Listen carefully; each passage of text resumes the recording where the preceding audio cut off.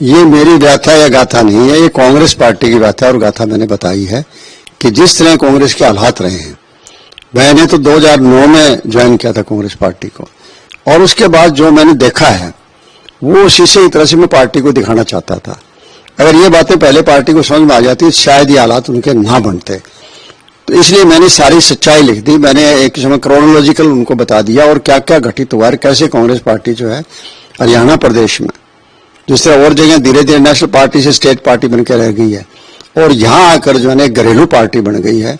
क्योंकि 2009 के अंदर भी जब मैंने ज्वाइन किया तो ठीक है, मुझे चाहे कॉन्स्टिट्यूंसी कोई दे, लेकिन परमात्मा की दया से लोगों में रेपुटेशन थी और उसके नाम पर मुझे जीत भी हासिल हो गई, बड़ी भारी जीत हुई। मेरी वजह से 6-7 MLA भी कांग्रेस के और भी जीत गए और 40 सीटें उस टाइम आई थी। अदरवाइज कांग्रेस पार्टी सरकार उस टाइम नहीं आनी थी, मेरी वजह से आई।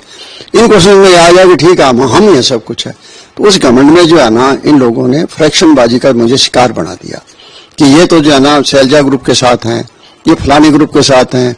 वहां की उनकी मिनिस्ट्री से अपने हल्के के लिए जो है ना काफी काम इन्होंने करवा लिए, काफी पैसा बजट से ले लिया उधर, तो उनको ये लग गया कि ये तो उनके साथ है।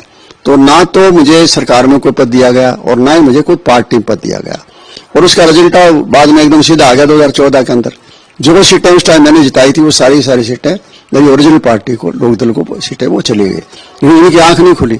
उसके बावजूद भी ये जिस तरह हेराफेरी करते रहे, पार्टी हाईकमान समझा ही नहीं कर कोई। 2016 के दिन वो समझ जाना चाहिए था उसके बाद में कि 2016 में 15 MLA तो कांग्रेस के पास थे और बाकी जो है ना 22 MLA लोकदल के पास थे।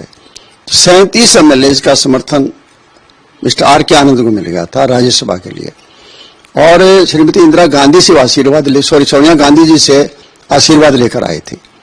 अब उनके आशीर्वाद को उतार दिया। अब देखिए कांग्रेस हाईकमांड का क्या तस्वीर आई है। जहां इतनी बड़ी पार्टी थी वहां से हमारे यहां हरियाणा के नेता मंजूरी लेकर आते हैं कि मैं तटस्थ रहूंगा। आप बड़े लीडर हो, आपने चीफ मिनिस्टर किए 10 साल तक, आप तटस्थ कैसे रहेंगे? इजाजत मिलेगी तटस्थ। यहीं से अंदाजा लगा कि कांग्रेस पार्टी तो धीरे धीरे भी कमजोर होती जा रही है, एक घर की दासी बनती जा रही है, और वो तटस्थ रहे। लेकिन एक अपना आजाद MLA थे उनके, उनको उन्होंने कह दिया कि शाही बदल दे, पेन बदल दिया, और 14 वोट कैंसिल हो गए, रिजेक्ट हो गए, और मिस्टर आनंद हार गए।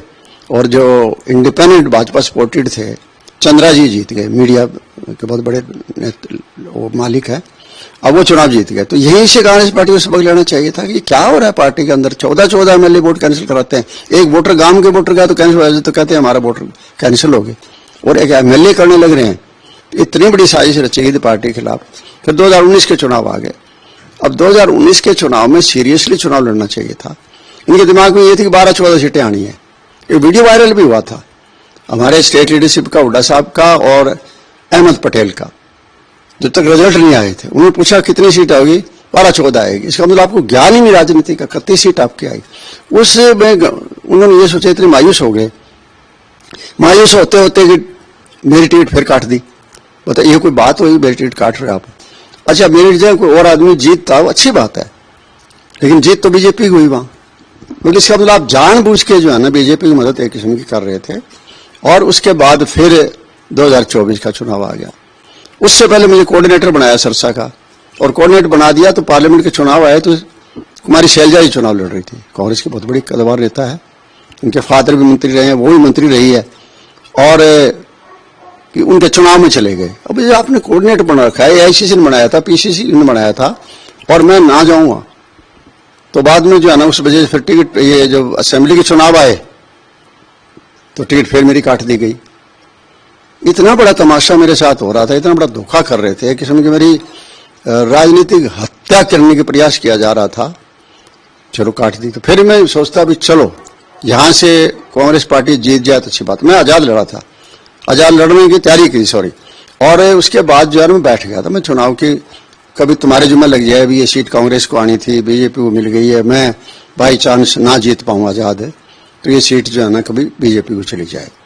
तो मैंने नाम वापस ले लिया था, चलो कांग्रेस जीत जाएगी, लेकिन वहां भी बीजेपी को बाद में फिर इन्होंने जिता दिया। तो ये मतलब इनकी सोच ऐसी थी, सड़ी हुई सोच थी।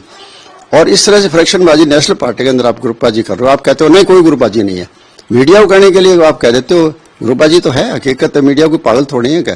इतना दुनिया को एक्सपोज करते हैं, वर्ल्ड को एक्सपोज करते हैं, अंदर की चीज लाकर बाहर लोगों के सामने लाते हैं। लेकिन फिर उन्होंने यही किया, मेरे साथ किया। अब उसके बाद राहुल गांधी जी का बयान आया, जो रिजल्ट आया 37 सीटें आई, कि कहाँ 4 चुनाव लगातार हारते जा रहे हैं।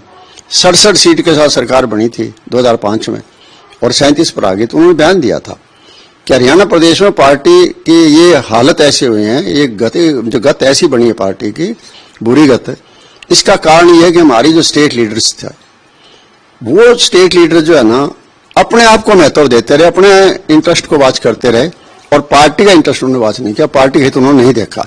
इसका मतलब हम समझ गए थे कि उनको कार्रवाई होगी, क्योंकि उन्होंने पहले तो टिकट चोरी करी। मतलब ऐसे आदमी को टिकट दे दी जिनका कोई लेना देना नहीं था। ठीक है, उनके पास बाहुबल था, धनबल था, लेकिन लोगों में तो उनकी मान्यता नहीं थी, लोग तो उसको एक्सेप्ट नहीं कर सकते, स्वीकारता थी नहीं वहां खैर को। तो इस वजह रिजल्ट तो आपका यही आना था। फिर बाद में आपके कैंडिडेट ऐसे कुछ खड़े थे 4-5 लोग जो इनके पसंद के नहीं थे, उनके सामने आजाद खड़े कर दिए। तो आपने किसी में वो वोट चोरी भी कर लिया, तो आपने टिकट चोरी भी कर दी, वोट चोरी भी कर दी। उसके बाद जो पार्टी कोई कार्रवाई ना करे, इसका क्या अंदाजा लगाएं। हम सोचे 1 साल के बाद एक्शन होगा, और 1 साल के बाद इंतजार करने के बाद जब आया, उसी घर में फिर से वो पार्टी को सौंप दिया। इस तरह से जब हम लोगों की सेवाएं नहीं कर सकते, लोगों की बातें नहीं उठा सकते, लोगों के लिए लड़ नहीं सकते, तो फिर हम क्या करेंगे। इसलिए मैंने जो है ना फिर आखिर में ये चिट्ठी लिखी और सारा वर्णन मैंने एक एक करके किया है।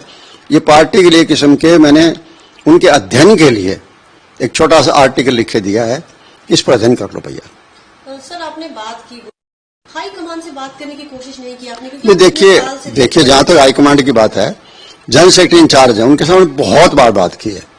वो बार कितनी सब ठीक हो जाएगा, ये हो जाएगा, वो हो जाएगा, बस इतनी बातें करते रहे घर। और जहां तक राहुल गांधी जी का है, वो तो खरीद से मिलते ही नहीं। मुझे नहीं पता बड़े नेताओं से मिल लेते होंगे, लेकिन मैंने तो कई बार उनको मेल एड्रेस भेजा, कई बार उनको मैसेज भी छोड़े, उनके दफ्तर में सब कुछ किया, लेकिन मुझे कभी टाइम मिला नहीं था। आपके इस्तीफे देने के लिए, क्योंकि हमने सवाल भी पूछा जब, तो उस तरह का जवाब नहीं आया। सबने कहा कि हमें दुख हुआ, कोई वरिष्ठ नेता जा रहा है। आपसे किसी ने वापस बात करने की कोशिश की आपने? जब नहीं, मेरे से ऑन रिकॉर्ड तो मैं ये कह सकता हूं कि पार्टी के जो प्रेसिडेंट स्टेट के राव नरेंद्र जी, उनका टेलीफोन आया था। सुबह आया, जब मैं अटेंड नहीं कर पाया था, बाद में वो कल बिजी रहे होंगे, शाम को उनका टेलीफोन आया था, तो मैंने उनसे बात की थी। तो वो यही कह रहे थे, फिर साहब मेरा तो बनना होया और आप छोड़ के पार्टी को, ये सारा जुम्मा मेरे लगे। मैंने कहा आपके कोई जुम्मा नहीं है, कर मैंने कहीं ये जिक्र नहीं किया है कि मैं पार्टी अध्यक्ष की वजह से जा रहा हूँ या उनको चुना जा रहा हूँ। मुझे खुशी है कि एक बढ़िया आदमी है, भले आदमी, ठीक है, मुझे कोई इस बात से कोई गिला नहीं है। लेकिन मुझे गिला तो जिस घर के अंदर जो पावर सौंप रखी है। प्रधान तो पहले भी थे उदयभान जी, मेरे तो बहुत अच्छे मित्र थे। मैं जब 87-91 में लोकदल के टाइम में मंत्री हुआ करता था, तो वो MLA थे और क्रिफको की चेयरपर्सन थी। ठीक आदमी, बढ़िया थे, लेकिन उन्होंने पार्टी का अध्यक्ष तो बनवा दिया। पहले शैलजा जी की 2022 में जो है टाइम पूरा होने से पहले आपने उनको हटवा दिया। अशोक तंवर जी थे, उनकी तो आपको पता है फौजदारी तक के केस हो गए थे। तो क्या सोच रहे हैं, मतलब मेरे समझ नहीं आ रहा। राहुल जी बार बार कहते हैं SC-BC, और दूसरी तरफ आप SC-BC की जो है ना अपमानित जिस तरीके से आप करने लग रहे हो, ऐसे हालात के अंदर जो है ना, मैंने कहा जी नरेंद्र जी आपका कोई कसूर नहीं है, आपसे मुझे कोई नाराजगी नहीं है। मुझे हाईकमांड से इस बात की नाराजगी है कि उन्होंने वापिस हरियाणा प्रदेश की कांग्रेस को एक घर में लाकर बंदी बना दिया गया है। मुझे इस बात की नाराजगी, मैंने इसलिए इस्तीफा दिया है कि मेरे पास काम करने का कोई गुंजाइश यहाँ रही नहीं है, इसलिए मैंने छोड़ा है। सर, एक आखिरी सवाल, आप वापस इनेलो में जाने वाले हैं, तो क्या रीजन है कि आप वापस ज्वाइन कर रहे हैं? आपकी जो राजनीतिक सफर रहा है आपका, उसको लेकर आइडियोलॉजी सब कुछ रहा है, वो वापस से उस बारे में नहीं, बाद में देखिए मैं यही सोच पाया था कि मैं मेरी आइडियोलॉजी को आगे बढ़ा सकता हूं। आगे मेरी अपनी आइडियोलॉजी नहीं है कोई भी, मेरे जो देवलाल जी ने जो मुझे सिखाया था वही मेरी आइडियोलॉजी है।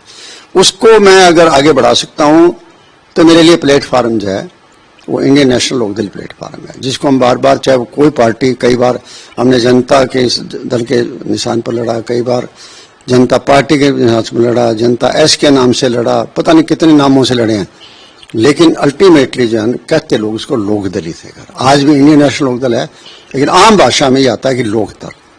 तो मुझे लिए तो ये काम करने का वही प्लेटफॉर्म मेरे लिए और वही आइडियोलॉजी है, इसलिए मैं यहाँ आया हूँ। कितनी कामयाबी मिलेगी, क्या मिलेगी, वो मुझे मालूम नहीं, लेकिन मैं ये लक्ष्य लेकर आया हूँ। BK न्यूज, राष्ट्र के नाम।